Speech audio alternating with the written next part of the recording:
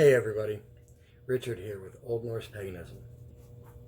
So, this week we're going to talk about being Norse and how it doesn't mean that just because you're Norse, it's okay to promote and or be a part of chaos. Before we do that though, I gotta throw that disclaimer out there. Guys, this video is not for children. If you are a child and under the age of 18, please turn it off. Leave the channel. This channel is not dedicated to people that are under 18. When you turn 18, you're welcome to come back. So let's dive in. All right. So, what do I mean by to be Norse doesn't make it okay to promote chaos? The only way that we can really kind of go forward with this, in my opinion, as far as learning what it is that I'm trying to say to you guys and what it is that I'm trying to pass forward from what I believe are the Norse gods, is to kind of get into some of the definitions of chaos, controlled chaos, and Norse pagan. Okay? So if we look at those definitions, chaos means complete disorder, confusion. There's really no order to anything. Okay?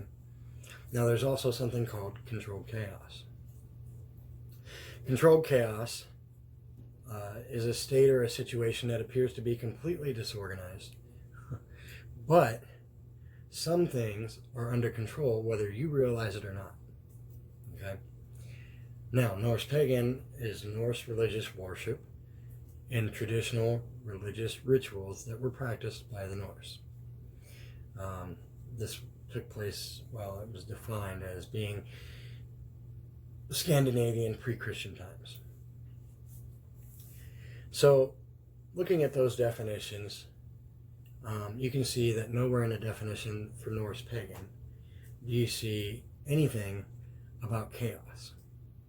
In fact, I'll take it a step further here, and if you've read the Havamals, both editions, or even just one of them, the Eddas or even the Volsunga sagas would tell you that Odin is in no way, shape, or form a promoter of chaos. Now, that's not to say that war is not chaos, combat is not chaos, but it's a version of controlled chaos, meaning war.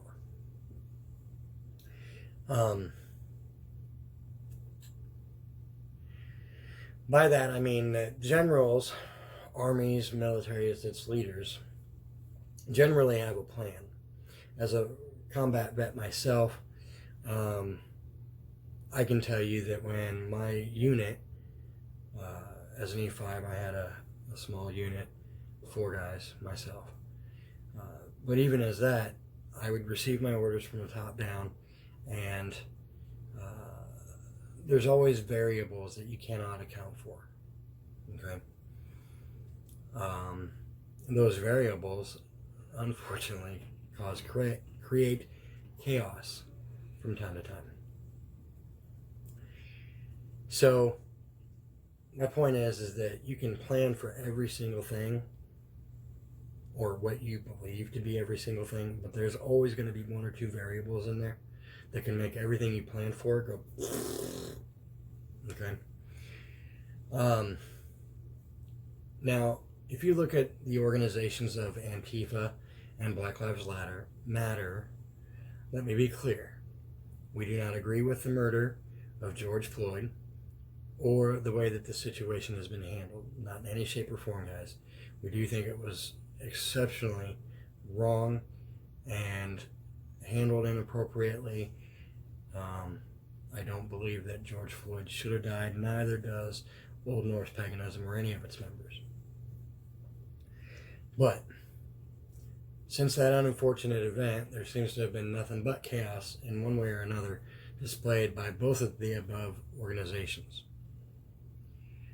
I recently became aware of a few Norse heathen and or Viking groups that support and have even been directly involved with Antifa and Black Lives Matter. What actions do these include? The riots, the looting, many other criminal activities, including forcing law enforcement out of various areas and cities, period, across the country. Okay? And some of these people believe that Norse paganism is a blood religion. It is a racial religion. Even if you believe that it is a racial religion,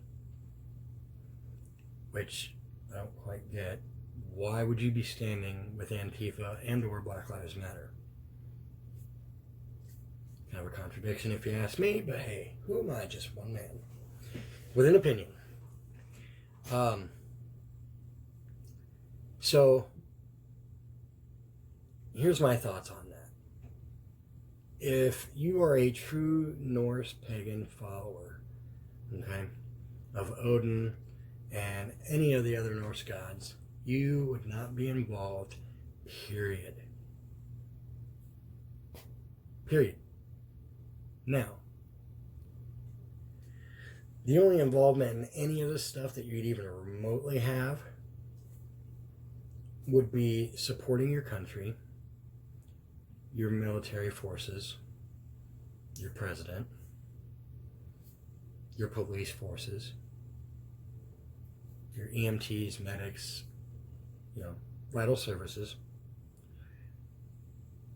by doing whatever is necessary to support them. Which means if you are in a city that, well, let's take Atlanta for example, okay? If you're in Atlanta and you are a true and devout Norse Christian, Norse pagan, you would have taken up arms to help defend the police against the crimes that have taken place there, including the police officers walking out of all but 2 districts in Atlanta.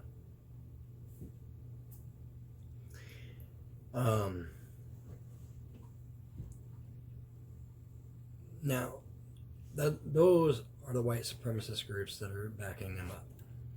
And I'm telling you, from 16 years of practicing this religion, reading everything I can get my hands on, in no way, shape, or form does it talk about discriminating against this race, this sex, that sex, pansex, whatever. It doesn't do it. Now, it does say that, we should have various morals and qualities, including honor, integrity, respect, loyalty. Okay?